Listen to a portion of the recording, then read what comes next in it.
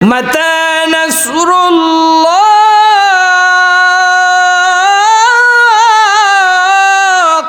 আলা ইন্না নাসরাল্লাহি করিব। আল্লাহ নবী বলেন চিন্তা আর ভাবনা করার কোনো কারণ নাই।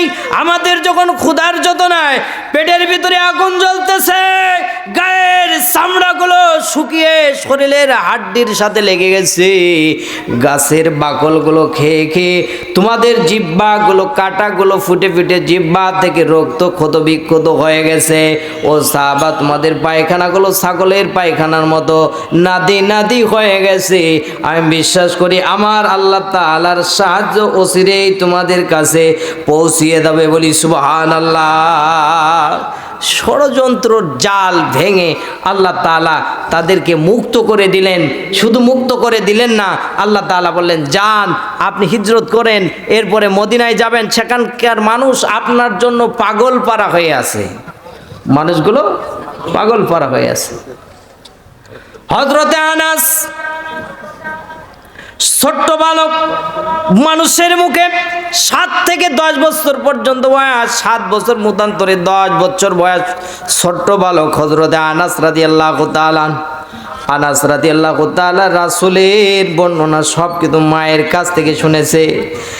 আনাস রাদিয়াল্লাহু তাআলা বলতেন, ও মা, তোমার কতবার বলেছি চলো আমরা মক্কায় যাই, দে রাসূলের সাথে সাক্ষাৎ করে আসি, দেখা করে আসি। তুমি যে মানুষটার বর্ণনা দিয়েছে, আকারে ওই চাঁদ মাখা চেহারাটা আমি দেখার জন্য আম্মা জান আমি পাগল পারা বেহুশ হয়ে আছি। আম্মা গো, কবে আপনি নিয়ে যাবেন মক্কায়? আনাসের আম্মা বলে, বাবারে একটু ধৈর্য ধরো, আমি লোকের মুখে শুনেছি বিশ্বনবী হিজরত করে আমাদের এই মদিনায় অচিরেই তিনি আসবেন, অচিরেই আসবেন। একদিন যাই, 2 দিন যাই, এইভাবে মাস পেরিয়ে বছর পেরোনো পেরোনো ভাব। হঠাৎ একদিন আনাস ছোট্ট বালক, মহল্লার ভিতরে থেকে সংবাদ এলো আগামীকাল বিশ্বনবী জনাবে মুহাম্মদ মুস্তাফা সাল্লাল্লাহু আলাইহি সাল্লাম আমাদের মাঝে আসতেছেন, বলি সুবহানাল্লাহ। আনাস রাদিয়াল্লাহু তাআলা ছোট্ট বালক, রাসূলের প্রেম ভিতরে এমন ভাবে এনেছে, আনাস সারা রাত ঘুমায় না, আর বলে মা, মক্কার থেকে আগত সে বিশ্বনবী মদিনায় আসবে। ও আম্মা জান, মদিনার সমস্ত আবাল বনিতা থেকে শুরু করে সকলেই রাসূলকে দেখার জন্য পাগল পারা হয়ে আছে। এখনো মা চলো আমরা কেমনে হাঁটতে থাকি, আমরা যে জায়গায় আসবে ওই জায়গায় আমরা পৌঁছিয়ে দেয়। আনাসের আম্মা বললেন, বাসারে একটু ধৈর্য ধরো, ওই নবী আসবে, আমি তোমাকে নবীকে দেখাবো, এই ওয়াদা তোমার দিলাম। বারবার ছেলের মনের ভিতরে উদয় হয়, আমার আম্মা বলেছে চাঁদের চেয়ে সুন্দর, আরে ওই নুরানি চেহারাটা দেখতে পারলে আমার কলিজা ঠান্ডা হতো। তার মনের ভিতরে এত মায়া, এত দয়া ওই বিশ্বনবীর, এত বর্ণনা শুনেছে আনাসের, আর ঘুম হারাম হয়ে গেছে। রাত বেরোতে দেয় না, 3টার দিকে, 2টার দিকে, 4টার দিকে যখন উঠে বারবার আম্মাজানকে বলে, আম্মাজান চলেন আমরা চলে যাই, তা না হলে জায়গা পাওয়া যাবে না। বিশ্বনবীকে যদি আমরা না দেখতে পারি আমার কলিজাটা জোড়াতে পারবো না। ফজর হয়ে গেল, এরপরে তারা রওনা হয়ে গেল।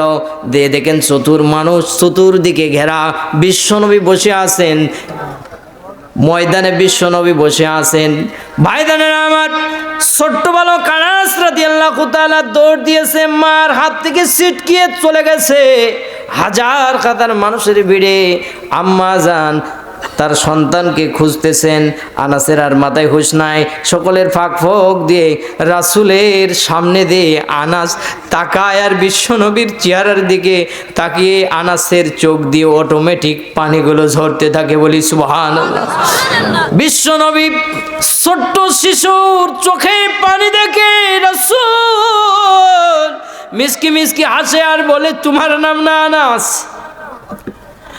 আনাস আল্লাহু আকবার বলে বিশ্ব নবীকে জড়িয়ে ধরে, বিশ্ব নবী আপনি আমাকে কেমনে চিনলেন? বিশ্ব নবী বলেন, ও আনাস, আমার কাছে যে সংবাদ আছে দুনিয়ার কোনো মানুষের কাছে এই সংবাদগুলো আসে না। বলি সুবহানাল্লাহ। আনাসের আম্মা ফাঁকা জায়গা দিয়ে সন্তানের হাতটা ধরলেন আর বললেন, বাবা এদিকে সরে এসে দাঁড়াও, সে সফর করে এসে বহু ক্লান্ত। সকলের কথা হয়ে গেল। আনাসের আম্মা চোখের পানি আর ধরে রাখতে পারলেন না। অনেকে অনেক কিছু দিল, কেউ ঘরের দলিল দিয়ে দিল, কেউ ঘর দিয়ে দিল, জমির দলিল দিল, কেউ খেজুর বাগান দিয়ে দিল, কেউ বা রাসূল সাল্লাল্লাহু আলাইহি সাল্লামকে একজন বলছে এদিকে আসো, আর একজন বলতেছে এদিকে আসো। বিশ্ব নবী সাল্লাল্লাহু আলাইহি সাল্লামকে নিয়ে দেন কাড়াকাড়ি রোল পড়ে গেল। যেই নবীকে মক্কায় দেখা হলো না, আমার আল্লাহ তাআলা হিজরতের মাধ্যমে বিশ্ব নবীকে সম্মানের আসনে বসিয়ে দিলেন কে? আনাসের আম্মা বলতেছেন, হুজুর আপনার সামনে আমি একটা কথা বলতে চাই, আপনি ফেলবেন না। বললেন, কি বলেন? আপনার কথাগুলো আপনি বলেন। বলে, কেউ আপনার ঘর দিয়ে দিল, কেউ জায়গা দিল, কেউ উট দিল, কেউ আপনার সাহাবাদের থাকার জন্য আনসাররা মুহাজিরদের জায়গা করে দিল। ওগো আল্লাহর নবী, আমার দেওয়ার মতো কিছুই নাই, আমার স্বামী নাই, আমার জায়গা নাই, আমার জমি নাই। ওগো আল্লাহর নবী, আমি ছোট্ট একটি কুটিরে থাকি, দেওয়ার মতো আমার কিছুই নাই। বিশ্ব নবী আপনাকে একটা জিনিস দিতে চাই, আপনি কিন্তু আজকে না করবেন না। আনাসের মায়ের মনোভাব আর চোখের কান্না দেখে বিশ্ব নবী বললেন, হে আনাসের মা, তোমার মনের ভাষাটাকে তুমি ব্যক্ত করো। আনাসের মা বললেন, ওগো আল্লাহর নবী, আমার এই 7 বছরের কলিজার টুকরা সন্তানকে ওগো বিশ্ব নবী আপনার খাদেম হিসাবে আপনার হাতে তুলে দিলাম।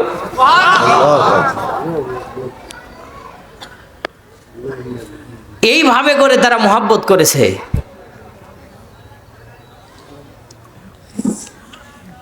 দিন ইসলাম খুব কঠিন অবস্থায় আজকে আমাদের মাঝে আসছে, কথা বলেন ঠিক কি না? এটা তো মাঝে মাঝে আমাদের একটু নাড়া দেবেই, ঠিক না? ঈমান আছে না নাই, এই জন্য আমাদের ঈমান আছে না নাই এটা দেখার জন্য মাঝে মাঝে একটু বাতিল শক্তির সাথে বাদিয়ে একটু নাড়া দেবে, কথা বলেন ঠিক কি না? যে কথা বলতে দিলাম ভাইদানা আমার, আব্রাহাম বাচ্চা অট্ট হাসিতে লুটে পড়ল। যুদ্ধ ছাড়া তারা বিজয় নিশানা নিয়ে তাদের পতাকাগুলো ওড়ানো শুরু করে দিল। ওইদিকে মাটিতে লুটে আছে রাসূল সাল্লাল্লাহু আলাইহি সাল্লামের দাদা আব্দুল মুত্তালিব সেজদায় পড়ে বলছে, মালিক তোমার ঘর তুমি রক্ষা করা ছাড়া আমাদের আর কোনো উপায় নাই। আমরা যুদ্ধ করতে পারলাম না, আমরা তাদের সামনে দিয়ে কথা বলার মতো হিম্মত আমাদের নাই। ওগো মালিক, তোমার ঘরকে তুমি রক্ষা করবে এই বিশ্বাস আমাদের আছে। আমার মালিক বলতে তারাও একটা পরিকল্পনা করেছে, তারা কাবাটাকে উঠিয়ে এখান থেকে ভেঙে নস্বাত করে ধূলিসাৎ করে দিয়ে এখানে কোনো চিহ্ন রাখবে না, তারা এটাকে তাদের আবিসিনিয়ায় নিয়ে দিয়ে ওইটাকে কাবা বানাবে। ঠিক তারা বানিয়ে আমরা একটু সকলে জিকির করি, লা ইলাহা। একটু গরম পানি চাইছিলাম, গরম পানি গরম পানি লাগছে, একটু চা নিয়ে আসো।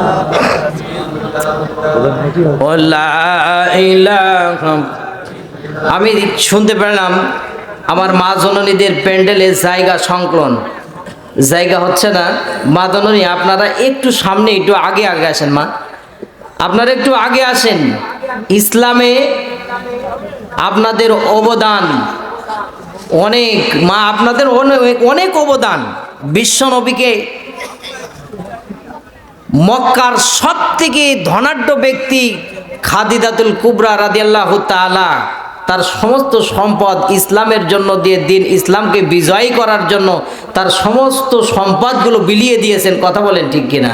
ওমান সেই উত্তরসূরি আপনারা, এই জন্য আপনাদের সামনে যার সামনে যতটুকু জায়গা আছে মা আপনারা একটু আগে আগে আসেন। লা ইলাহা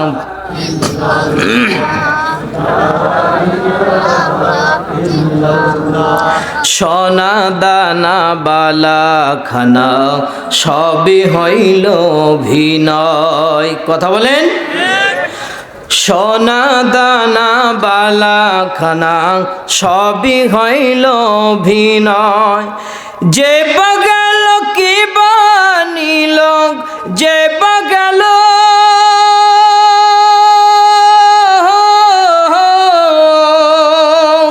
যে বাগাল কি বানিল সব দেখি পহিড়া রয়।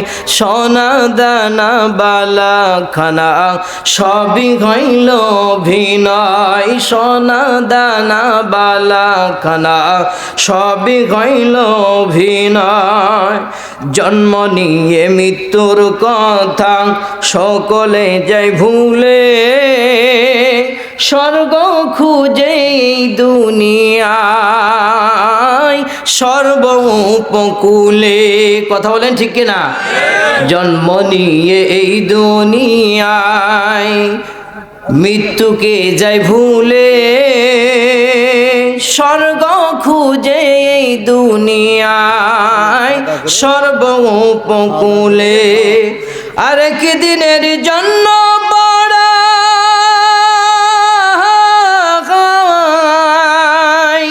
আর একদিনের জন্য বড়াই করা কি ভাই উচিত হয়?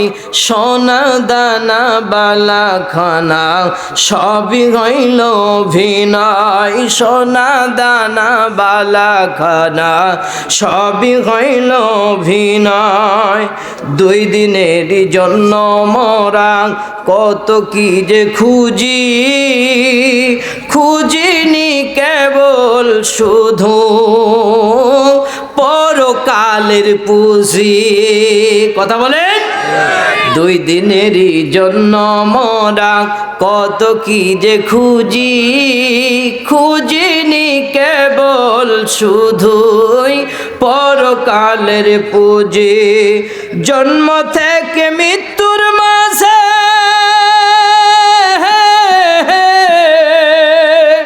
জন্ম থেকে মৃত্যুর মাঝে কর কিছু